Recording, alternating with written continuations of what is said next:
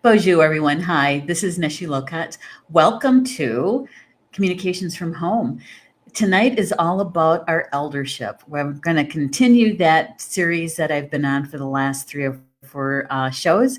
And tonight is all about ceremony. And why would we even want to create a ceremony to recognize, acknowledge an elder? So welcome, everybody. I so am happy tonight. We're trying something new, and I have to say thank you to Rob, my producer. We're diving into the deep end tonight where it comes to technology. Our partners at Be.Live, they have something that's being tested out in beta, and we volunteered to be one of the testers. And so we are simulcasting tonight. Yeah, simulcasting. We're here at Facebook in our usual place at the usual time, but now we're also adding our friends and relatives over at YouTube.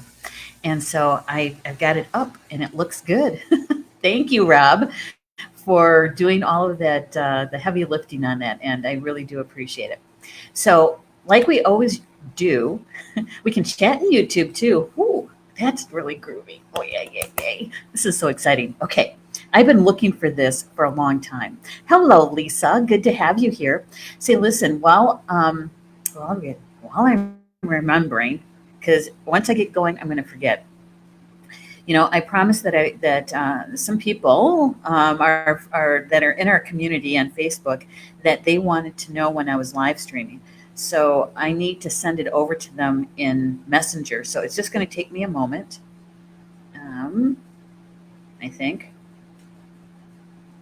I think. Uh-oh. I can comment, but I can't share. What? Let's try that again. I probably have to click on the actual live stream. So I would invite you to do the same thing. If you know of someone who is an elder and hasn't celebrated that, has not embraced it, or maybe you have a family member, right? My suggestion is to send the live stream over to them, because we're going to be talking about why we would want to create a ceremony around embracing our elderhood, our eldership, right? And so I would do that, but I can't share. We found a glitch. So Rob, if I could ask you to send it over to my timeline, to my newsfeed, I'd appreciate that. And then that way, who's ever looking for me, they'll see me on my personal profile, and they'll be able to find this really easy there. Hello, Julie Hedges.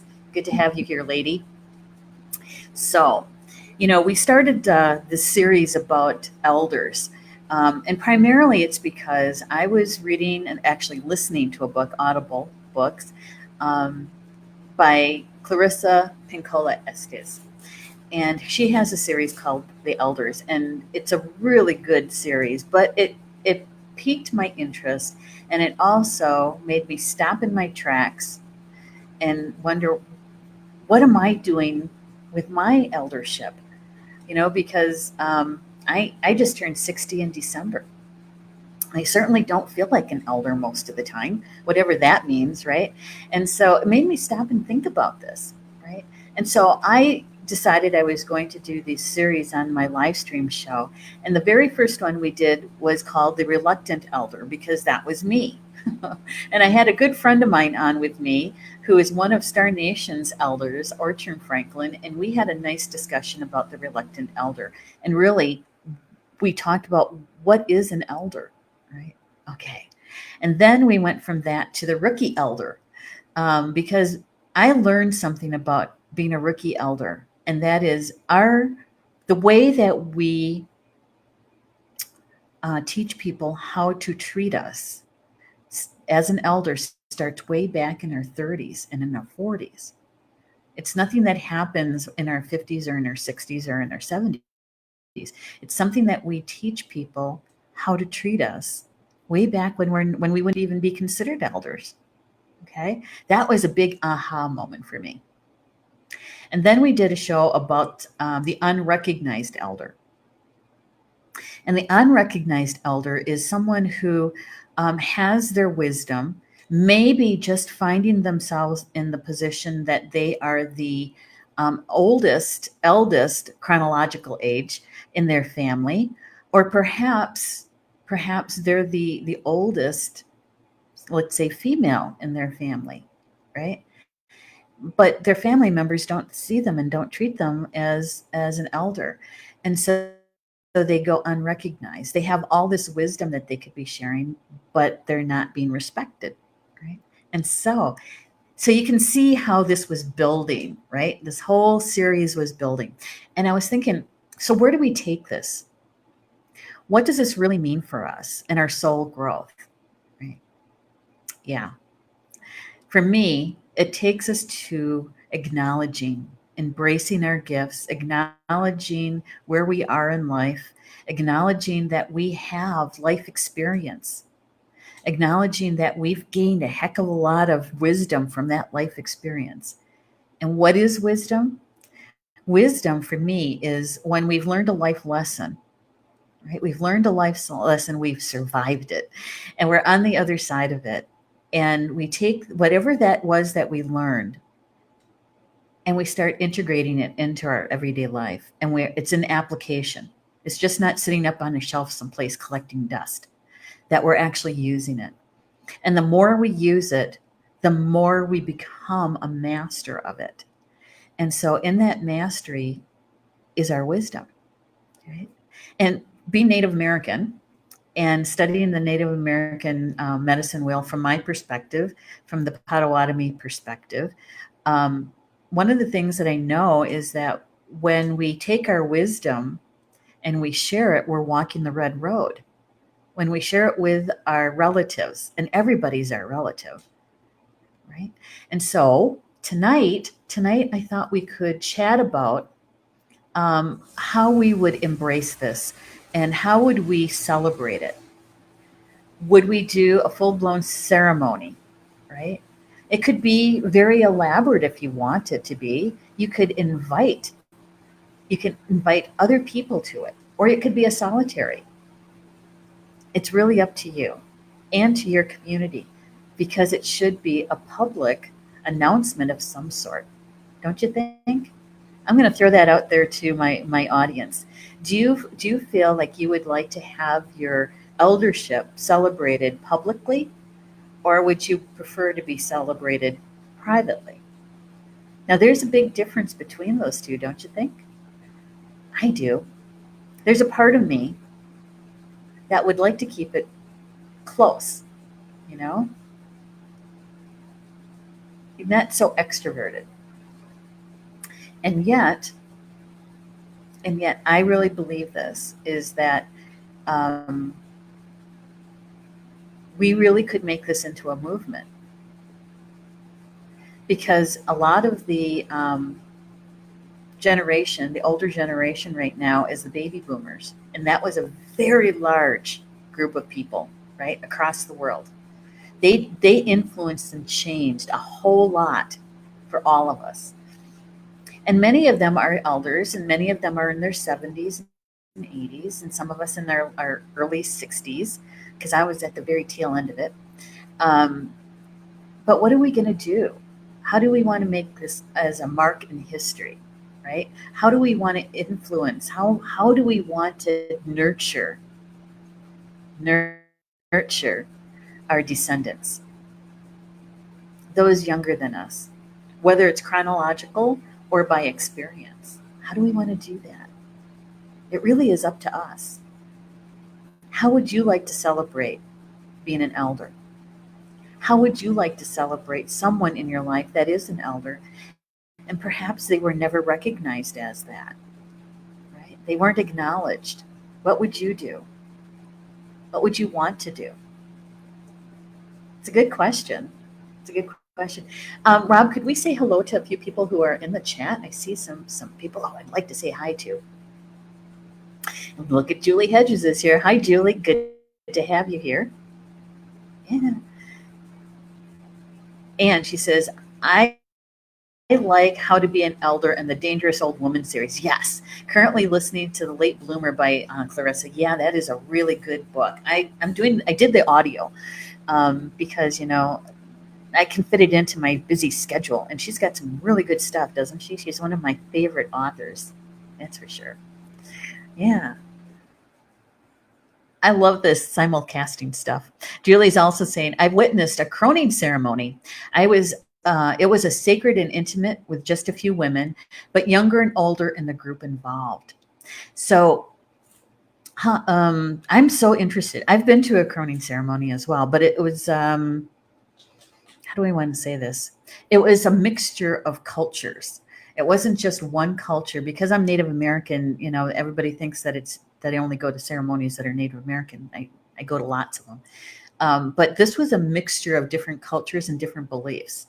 And so there are many cultures, many belief systems that do have ceremony for this. The Celts are one of them. The Irish, old Irish, they do have croning ceremonies, right? Wicca, the Wiccan belief system, they do too have croning ceremonies. And so it's not like it's brand new and nobody's ever heard of it, right, Julie? But I think that we could have a spiritual conversation about this and really come up with something that is very Star Nations. Don't you think? Thank you, Julie, for sharing. And Rob says, how did being the eldest go for Timogene's brother? I don't know what you're talking about. He does that to me all the time. That's my producer. He says, I'm sure all the children of the town will parade about chanting El Señor Kendall es un Pedro Viejo. Yeah, he's the old one. He's also learning Spanish. Oh my gosh, it's so funny. All right, so here we go. Let's talk a little bit about ceremony, okay? The elements of a ceremony, whether they're very public or they're very private. There's some things about ceremony that many of us share, okay? And just a ceremony in itself, the physicalness of it, right? Because technically, our spiritual self, we don't need the ceremony. No, we don't. But our mental body, our physical body, and our emotional bodies sometimes do need the ceremony. I've been doing space clearings for a lot of years, a lot. I was helping my mom when I was 13, clearing our own house. And so, I have lots of years of space clearing experience. And one of the things I know about space clearing and the ceremony is it's not necessary to have a physical ceremony. You can clear the house without it. But what the ceremony does is that it sends a mental message to the person owning the home that something special is happening. Because in a space clearing ceremony, most of it is done in the unseen world, right? It's watching me do a ceremony if I didn't have my drum, it'd be like watching paint dry. But there's a lot going on that the naked eye doesn't see. That you might feel it in your spiritual body, but you won't see it in the physical world. And so the ceremony touches us in such a way that it's for our mental mind, but more importantly, it's a part of our ancestry. It's a part that touches a very old part of ourselves. It's a part of us and our DNA that recognizes that this ceremony is special, right? That something special is happening or has happened. And so that's why ceremony, in many cases, is important. We don't necessarily need them, but they are important so that it marks a space and time, right? It marks a space and time as being special. And we're in an age that I think it's necessary because um, elders aren't necessarily embraced in our society. In the bigger, as Pencola Estes would say, the overculture. The overculture really doesn't embrace eldership, those that are over 50, over 60, you know? Um, yeah, and so I think that when we talk about acknowledgement, that's what the ceremony could be about, is acknowledging the presence of someone who has life experience and wisdom. Now, I shared this the last time, and I think Rob was the only one that really got onto the concept of it. But in Native America, and not all tribal people, but many places in Native America, there is a term called oldster. That is someone who is chronologically older, right? But not necessarily wise. That they tend to lecture and demand rather than to show and to give, to share, right? And so they may have some life experience, but it's not in a wise way. It's more in a drama and trauma way. You know what I mean? And so in Native America, that's what they're called, as oldsters. Now, do I know any oldsters? Of course I do. Of course I do. Do I know any elders? Of course I do. I think we could all say that. So when the reason why I'm sharing this is because if we're going to create a ceremony to acknowledge elders, right, then we have to be able to define what an elder is. And when we first started this series, in the definition, we could go with the overculture's definition, or we could define an elder uniquely to our community. Don't you think? So we have some community members. I wish I could share this. I would normally send it out through Messenger to many of my friends. I can't do that. So we don't have a lot of my friends here. We got Julie. Julie's a good one. Jocelyn's here too. So I'm going to try it again. I can write. I can emojicon, but I can't share. I don't know why. I'm going to try it the other way.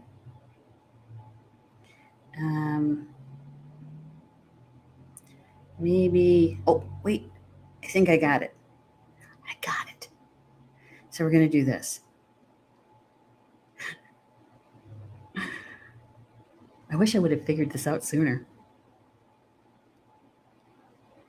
I'm not going to send it to Julie because she's already here. Got to get some of those elders in our community out here. And I think we got it. Yeah, there we go. Yay. I did it. Done. Good. It just came up differently than it usually does. All right. Okay. So, Rob, let's get caught up with comments. Let's see what we have out there. Julie is saying this was a pagan ceremony led by a Wicca high priestess. It was from one culture perspective. Yeah, and I think it's good to go to different ones like that so that we get a feeling for the specialness of it, right? Yeah. And when you go to more than one different belief system, you can actually start seeing where the commonality is, the thread, right? That we share something similar. So it's good. Good. Thank you, Julie, for sharing that. Um, yeah, the casting of the circle and that sort of thing for any kind of Wiccan ceremony is special. I like it. I like it a lot.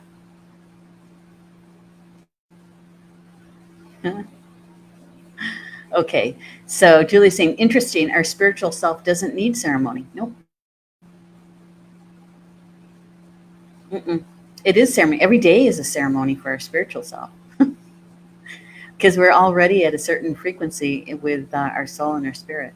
So Rob is saying ceremony is not necessary. It is a tool to get into the necessary mindset. That's correct. That's right. And it's for our mental mind to say, hey, there's something special going on here. I better pay attention, right? I need to turn my attention, my focus in that direction. Yeah. Yeah. Have you ever been to a ceremony? And it doesn't matter what kind, whether it's a religious ceremony for a church or any kind of ceremony, right? And there's certain protocol, there's certain etiquette, right? And do you ever notice that there's some people who are oblivious to the etiquette, whether they're taking pictures or chatting it up?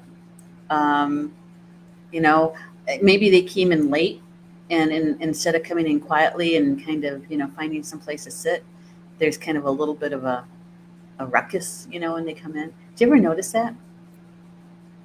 Yeah. So ceremony, I think, is important for our, as Rob put it, our mindset, so that we know that something is occurring, and it does touch that ancient part of us, because ritual and ceremony has been a part of our ancestors' lives for a very, very long time, and so that touches that part of us and is very meaningful. Want to mark that time as something special, to mark it as special. So Julie's saying she loves that word, overculture. I know. And the first time I heard her say it, Julie, is I had to sit and think, what do I feel about that? Because in Native America, we just call it mainstream, the mainstream culture. But with the term overculture, that it's this film, if you will. That's what it reminded me. This film that goes over everything. It's like a blanket. It's going over everything, covering everything, putting us all under the same overculture. So she's asking Rob, what is the etymology of ceremony? And he says, late Middle English, the Old French ceremony or Latin ceremonia, religious worship, plural, and ritual observances. Ritual and observance, right? So if we put that in, thank you, Rob. If we put that into the context of how do we embrace our eldership? How do we embrace an elder? How do we acknowledge them? How do we, you know, depending on your belief system and your culture and the how you grew up, right, is going to depend on how you create a ceremony. We have special things for ceremony. You have maybe a special clothing. Maybe you wear your hair a certain way, right? Perhaps there's flowers involved. Certain kind of jewelry with stones or crystals, beadwork, maybe a certain kind of footwear like moccasins, right? Yeah. And perhaps you have representation of your power animals or your totems, depending on your culture, right? Some people would have books that are very meaningful to them, right? Whether it's the Torah, the Bible, um, the green tablet, the emerald tablet. I mean, those sort of things that we would have. You may have an altar. And what is an altar? An altar is a special place that holds special and very meaningful objects. They're selected consciously for the energy that they carry to be placed on the altar, right? We may have candles. We may have someone doing some smudging, whether you're using white sage or frankincense or San Paul. No, uh, oh shoot, I just lost the word. Um, it'll come to me at 2 o'clock in the morning, that's for sure. Oh my goodness, I can't believe I forgot it. I was just going to say it. It'll come back to me. It could be cedar, right? Whatever you smudge with, it's going to activate a certain part of that ceremony. So as elders, can you imagine this? If you are um, an elder that has already embraced your eldership and you have experience, right, in ceremony creation, I would want to be involved in the creation of the ceremony, right? I would. Maybe, I just had an idea, guys. Maybe, yes, thank you, Julie. Palo Santo. It was like right there, and I lost it. Thank you. Now I don't have to worry about that 2 o'clock remembrance in the morning. Thank you, Julie. Um, Julie. Oh my gosh. Thank you. I just had a hot flash. That's why, Julie. She says, you're glowing. So good to hear your voice. Aw. Um, okay. So I honestly believe that here at Star Nations, as a community, we could create a very meaningful ceremony that we could do online because we're still doing somewhat of a social distancing. It's not completely the way it was, a few weeks ago, but we could still do that online because our community stretches globally. It's nothing. It's just not here in Wisconsin where I live. It's all over the world, and so I'm thinking, we could have we could have a council of elders. We could have elders that help to pull together to do maybe quarterly or annually or semi-annually um, ceremony that we each take a piece of that ceremony to do to recognize those that are embracing their eldership, right? What do you think of that? I could see it. Yeah, Rob is saying no one else in the YouTube chat. That's okay. It's brand new. This is the first time that we're doing this. Um, I can't wait. I can't wait to work out all the bugs and the kinks and all that to it, so we can start using it for all the other shows too. How cool would that be?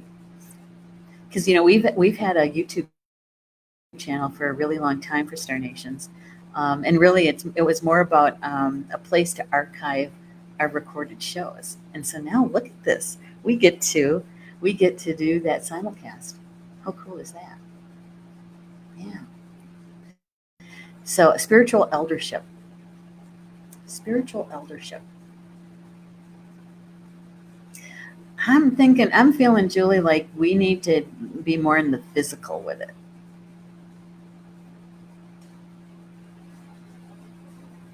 I don't know. Tell me a little bit more about the spiritual part of that.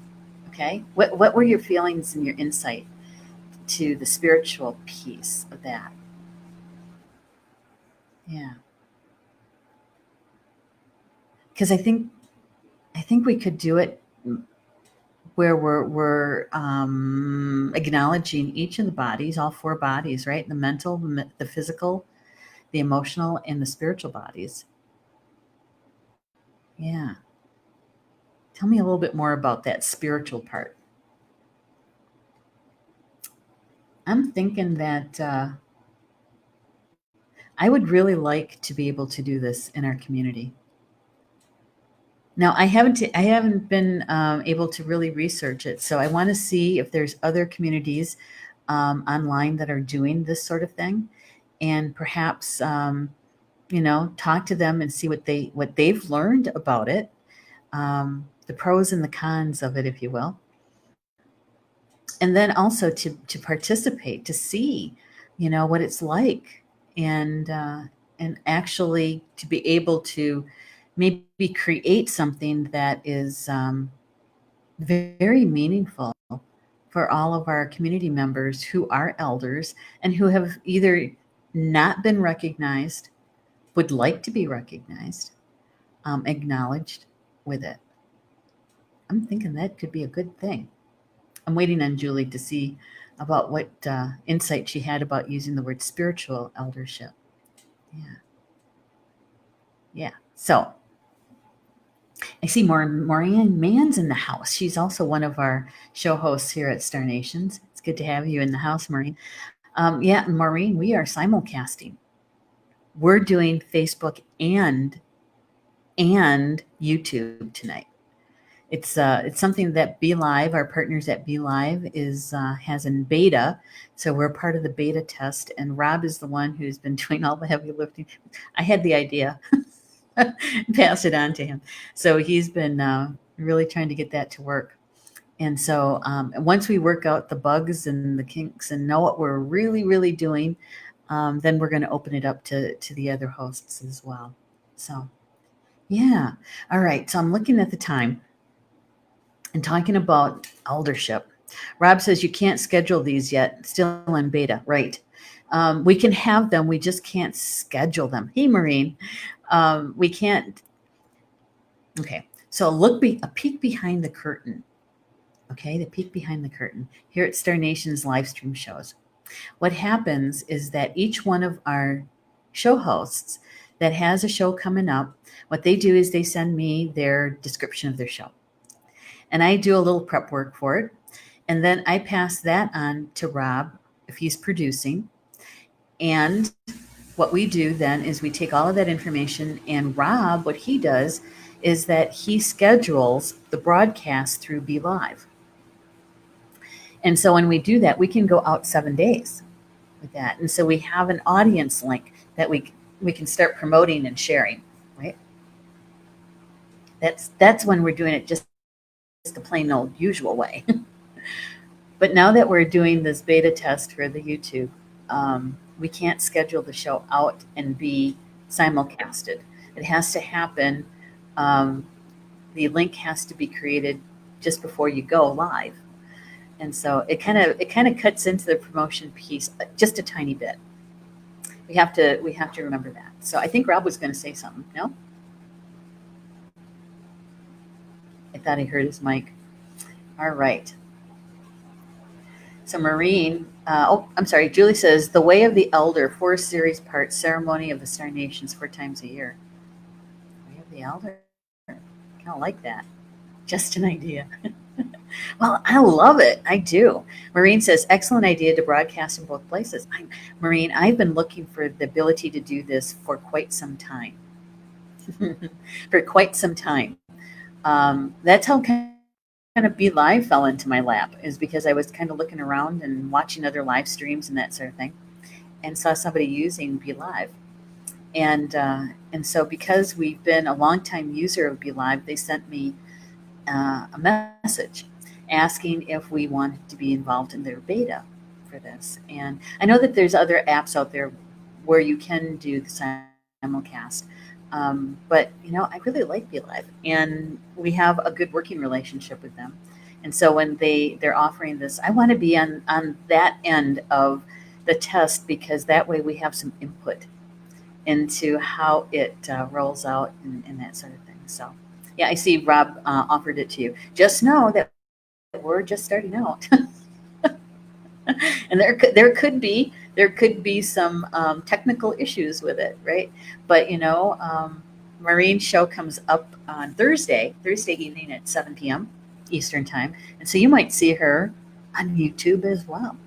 So, all right, good idea, Julie, about the 4 times a year.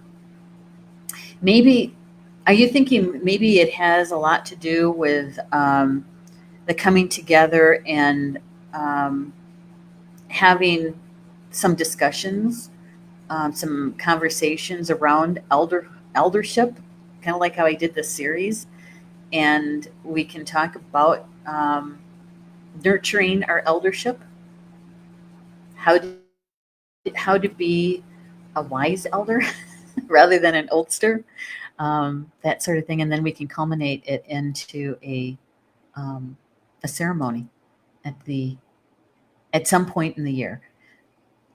You know, I think that we have probably a good rough on it, a rough draft on it.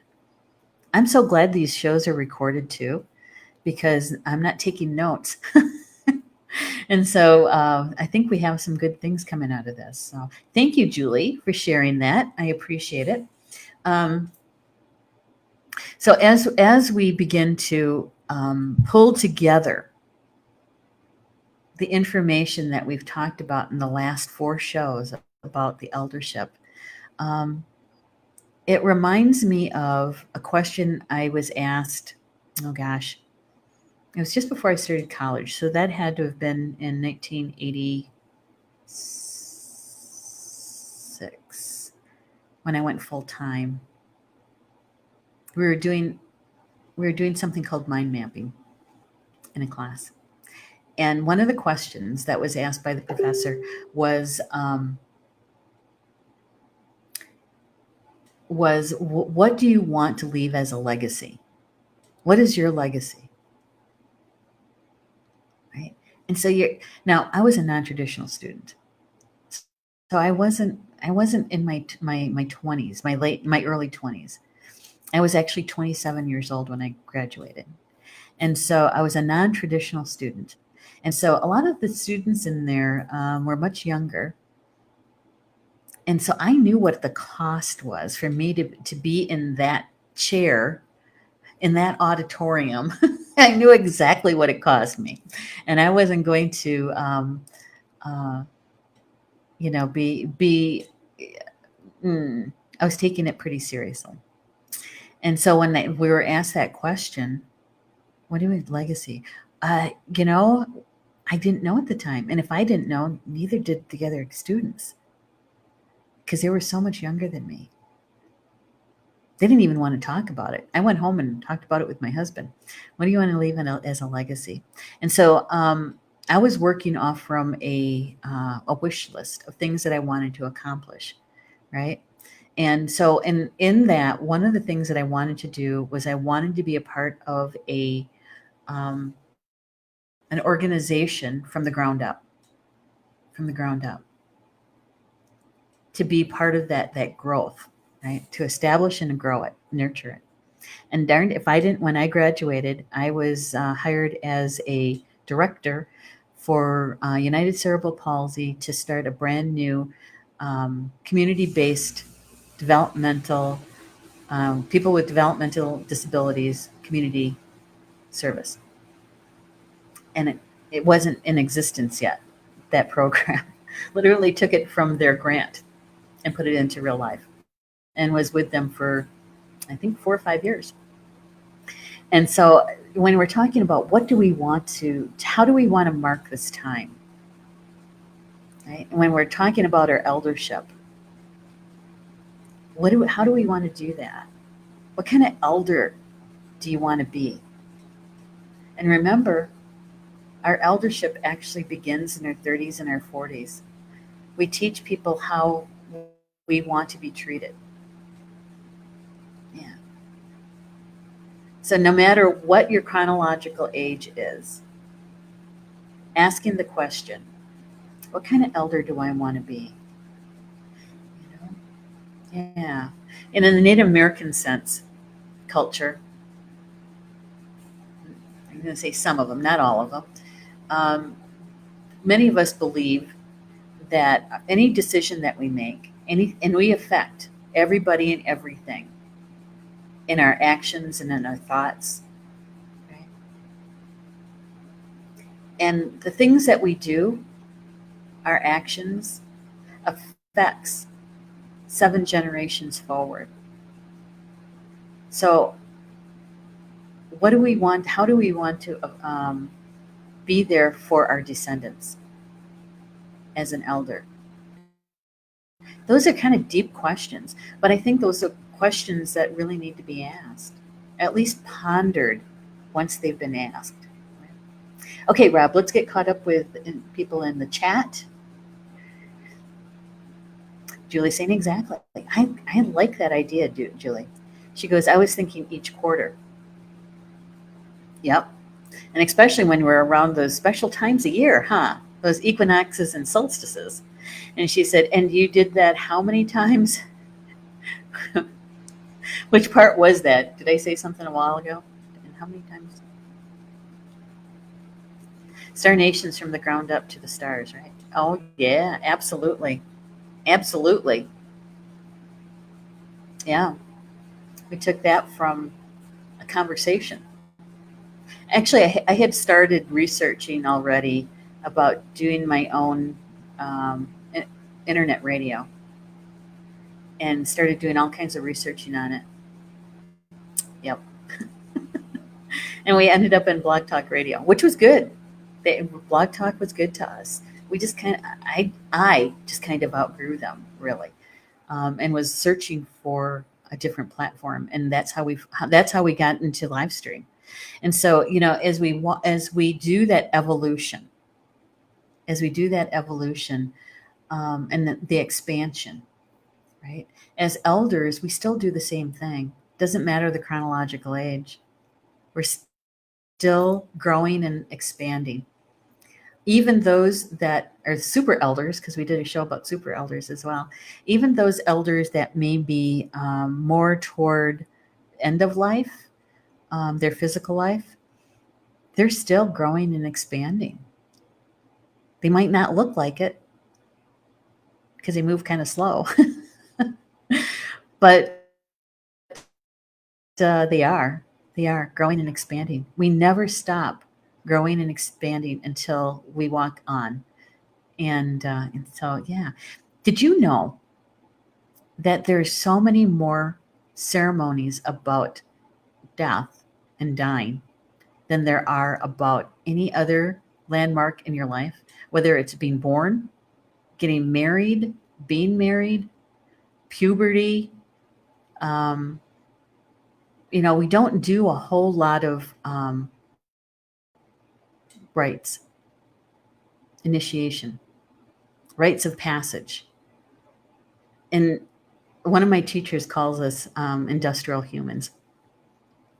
Us industrial humans, we don't we don't do a whole lot of rite of passage. We don't mark those times in our lives that are important, right? Yeah. I have a question. We're almost at the top of the hour, but I have a question for you guys in the chat.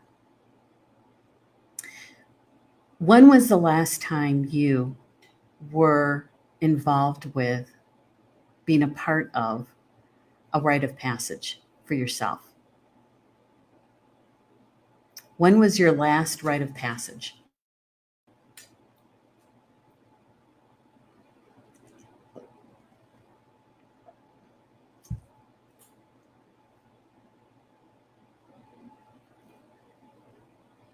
The last time that you personally were involved in a rite of passage where it was actually, there was some sort of ceremony, some sort of ritual attached to it, that you actually marked it. Okay. Rob, you want to put that up, please? He said about 2 weeks ago, Druidic ritual into the element of water. Okay. So you did the ceremony yourself, or did somebody do the ceremony for you? It's good. The rite of passage, right? And there again, that does touch that ancient part of us, that we recognize it, right? That part of us that senses it. Okay. Yeah. In modern day, thank you, Rob. In modern day, that rite of passage you might recognize as a graduation, a bat mitzvah or bar mitzvah, um, a wedding, you know, yeah, something like that in modern day. In modern day, in the overculture, in the overculture. I'm trying to think of the last time I was a part of, whether it was for myself or someone else.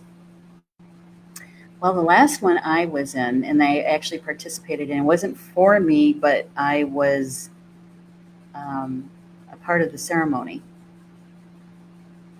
Is that one of my nieces got their Native American name, their spirit name, and the naming ceremony was here.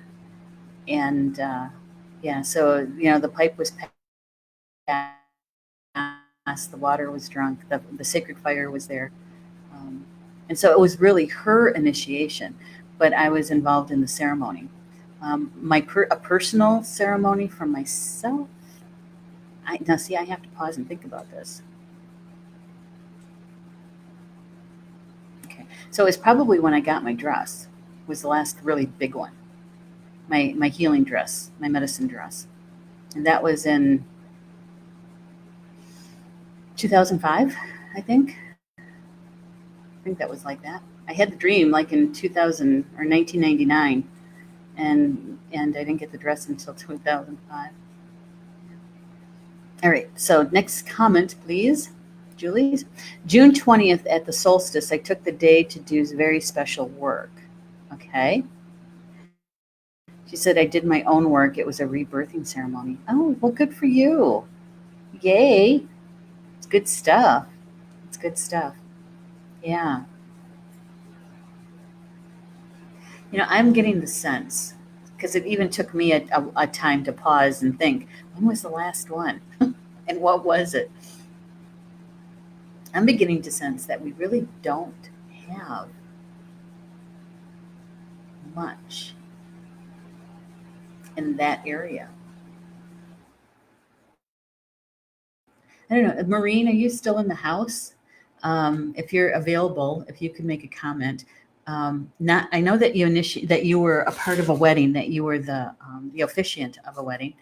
But when was the last time you personally had a rite of passage? It's interesting.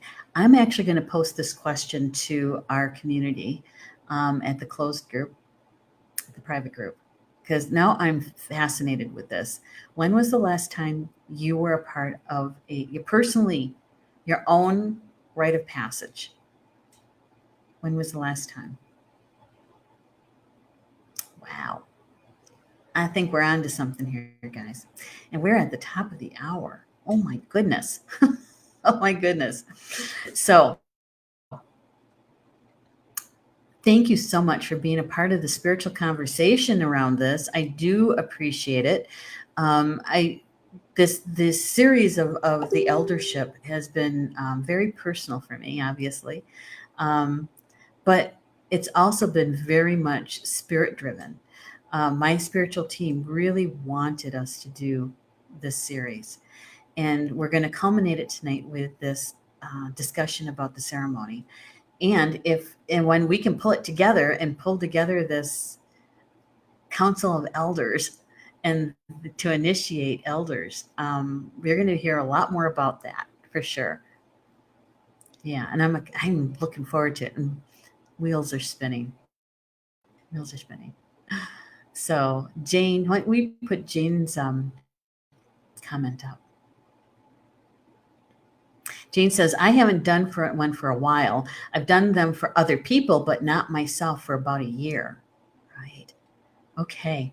So, and I'm always fascinated, Jane, about the kinds of ceremonies too, like with Julie, and she just did a rebirthing ceremony for herself, and Rob did one for initiation into the element of water. So, but what was your initiation? Your rite of passage about a year ago. Fascinated by this information. Um, yeah. So we'll wait for you to reply because it does take a couple seconds. We're going to go over just a little bit. Um, yeah, it's fascinating information. I know, Jane says, good conversation. I know, right? And I can almost feel us like sitting around the round table, and having coffee together or tea. Maureen says, good question. I can't remember, which seems as though significant honorings are lacking. Right. I was saying that in the overculture, that's of course Pincola Estes phrase, in the overculture or the mainstream, um, it might have been our graduation or a wedding or even a divorce, depending on what you did after it became legal, final, right? Most people don't celebrate anything. Those initiations. Julie's saying, great question. I plan to do a small ceremony for the eclipse on Sunday. Yeah, but Julie, I think this is a little bit different though. Okay. I mean, ceremonies are great. Don't get me wrong. Ceremonies are great. But this rite of passage think of it as, and our ancestors, when they would do a rite of passage for a young girl going from being a girl to a woman. So they started their period, right?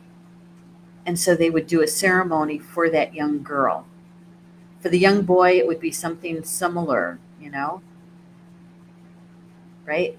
Um, so it's something like that, because as an elder, we're moving out of a time in our life where we might have been the main nurturers or caregivers for our children, and now the children are all adults, and perhaps we have grandchildren now, right? And so it's that time of life that it's shifted, it's changed, that affects our everyday life. It affects our everyday life. Yeah, that's the kind of rites of passage I'm referring to. Yeah. Okay, so next, Jane said it was a rite of well-being. Oh, okay. She says, yes, I do seasonal ceremonies 8 times a year, but this is most definitely different. Right. Right. Yeah. I'm thinking we're on to something here, guys. I'm gonna take some time next week, and after we publish the magazine, and I'm going to do a little research around this and see what's really out there. Yeah. Okay. So, I was thinking if there was anything else I needed to share with you. Okay, so here's this, is that tomorrow is our third day that I'm doing the 5-day challenge. It's a free challenge for remembering our joy. And so we're starting that tomorrow's our third day with it, and it has been fun, I have to say. And it's in the private group that's for Star Nation's live stream shows. That's where a good portion of the most active community members are found. And so I'm doing that in there. And tomorrow's our third day. We are going to culminate that on the 5th day, which is on Friday, with a 90-minute class, master class. And we're actually going to be talking about doing some releasing and forgiving and that sort of thing, cleaning up some debris that's blocking our joy.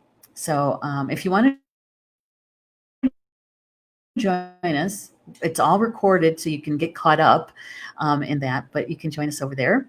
And let's see, that's Wednesday.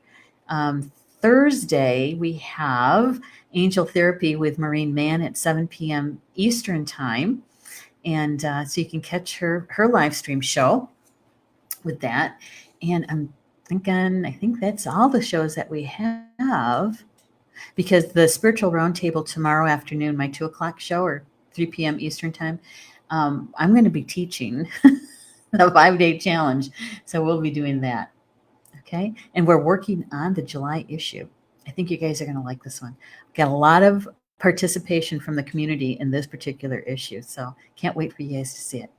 So with that, thank you. Thank you so much for being with me this evening. I do appreciate it. And for those that are going to be watching by the recorded version, thank you for making time in your day to spend with us. We do appreciate it.